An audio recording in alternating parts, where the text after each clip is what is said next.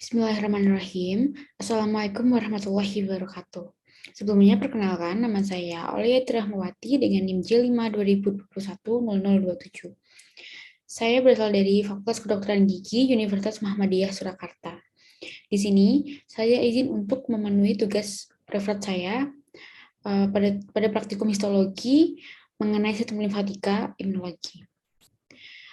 Baik, kita lanjut saja. Sistem limfatika. Sistem limfatika atau sistem imun tersusun oleh organ limfoid dan leukosit yang tersebar di seluruh tubuh. Sistem limfatika bertanggung jawab melindungi tubuh terhadap gangguan atau perusakan oleh mikroorganisme dan substansi asing. Dalam tubuh dikenal dua tipe respons imun tubuh, yaitu imunitas seluler dan imunitas humoral. Imunitas seluler terutama diperankan oleh limfosit T yang akan membuat limfokin bereaksi dan membunuh mikroorganisme, sel asing, sel tumor atau sel transplant, dan sel terinfeksi virus. Imunitas humoral terutama diperankan antibodi yang akan menyelimuti atau opsonisasi antigen asing. Ada dua jenis limfosit, yaitu limfosit T dan limfosit B. Kedua sel tersebut secara fungsional berbeda, tetapi secara struktural mirip. Limfosit B atau sel B berasal dari sumsum tulang, bermigrasi, dan tinggal di organ limfoid.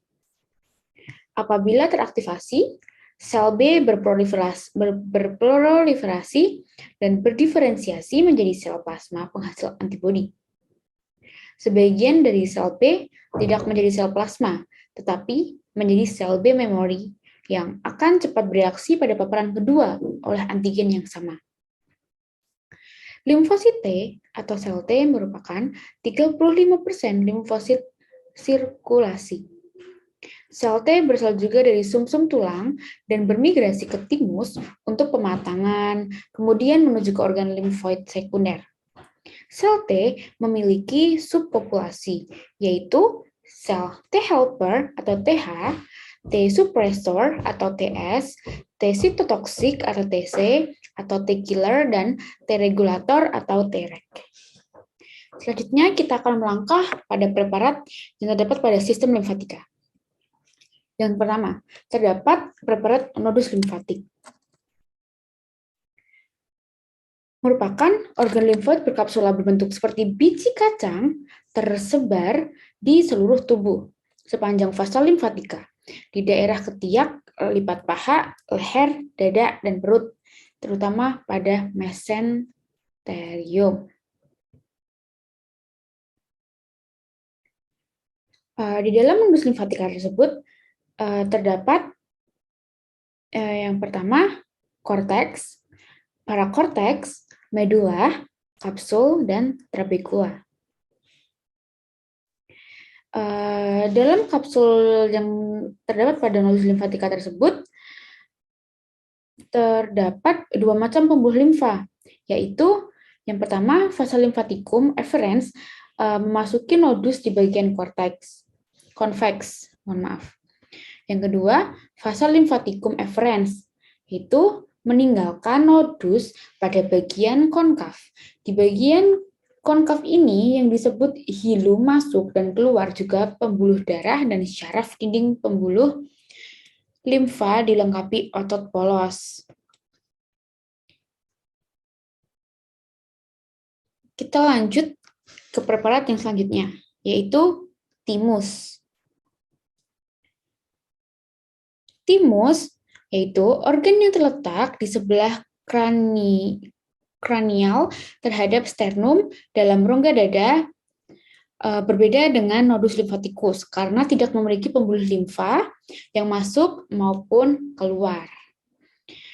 Pada kehidupan fetus dan selama 2 tahun pertama kehidupan postnatal, timus berukuran terbesar. Sejak usia 2 tahun sampai pubertas, alat makin mengecil. Sesudah pubertas, alat mengalami involusio.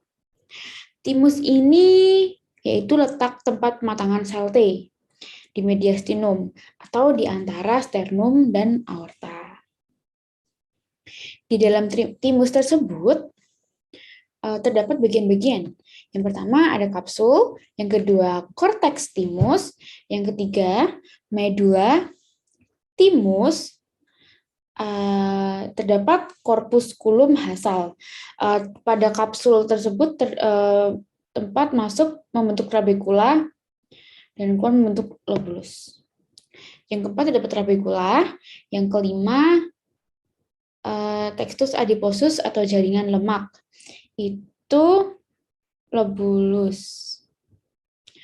Ya, corpusculum basale memiliki fungsi untuk menerima sel dendritik dan untuk tempat aktivasi sel T regulator.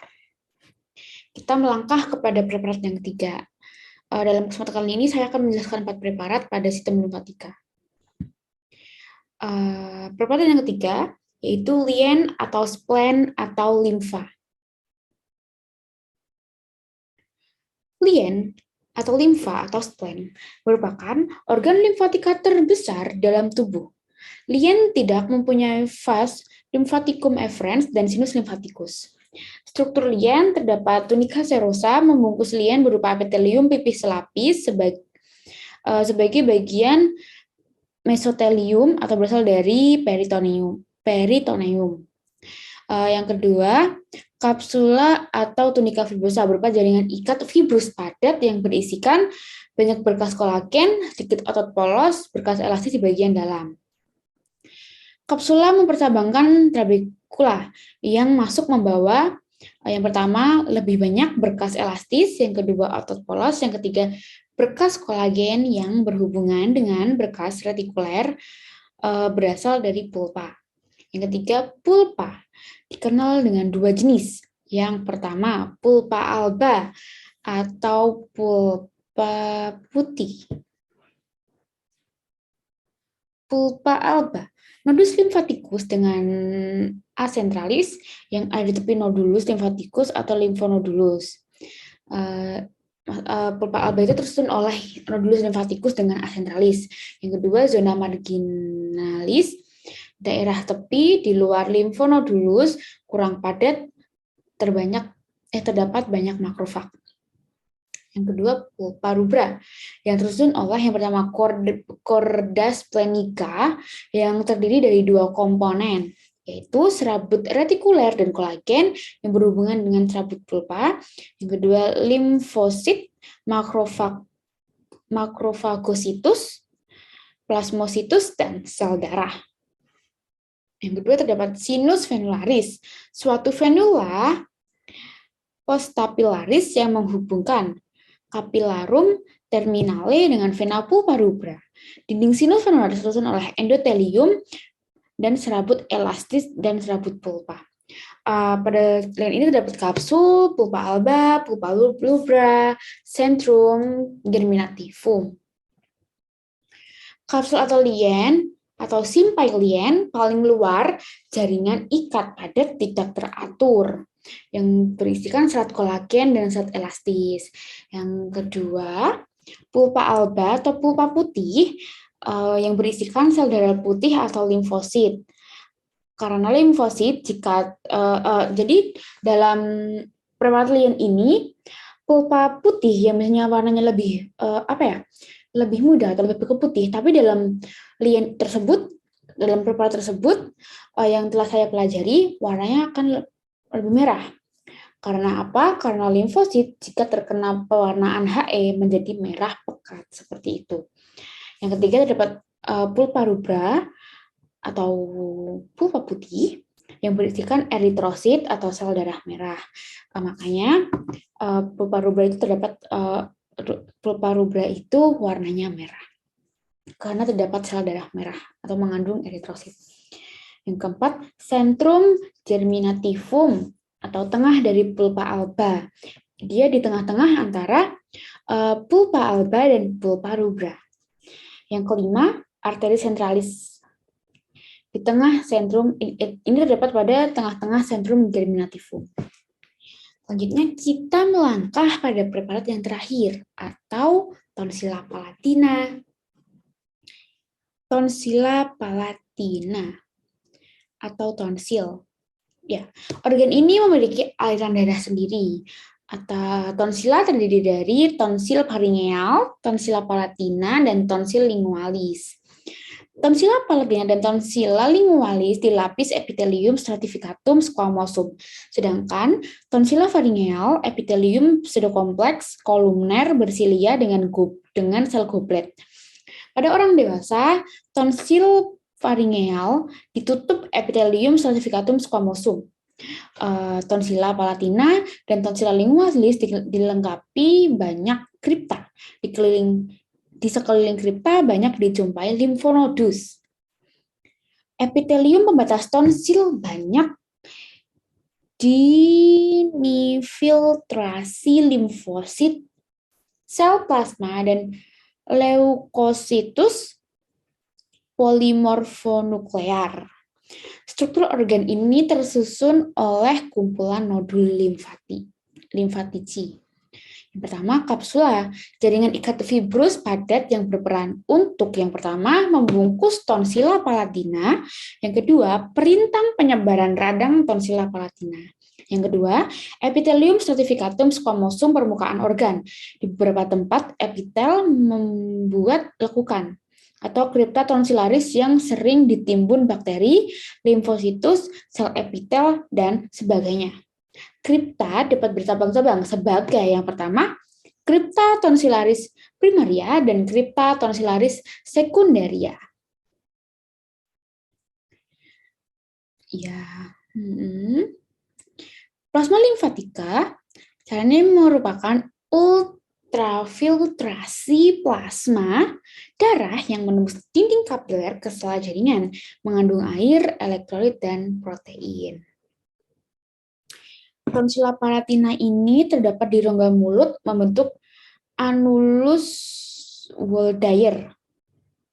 Di dalam tonsila palatina ini terdapat yang pertama ada kapsul atau kapsula melapisi organ tonsila palatina. Yang kedua terdapat epitelium squamosum stratificatum non cornificatum. Mohon maaf ini saya salah ketik ya.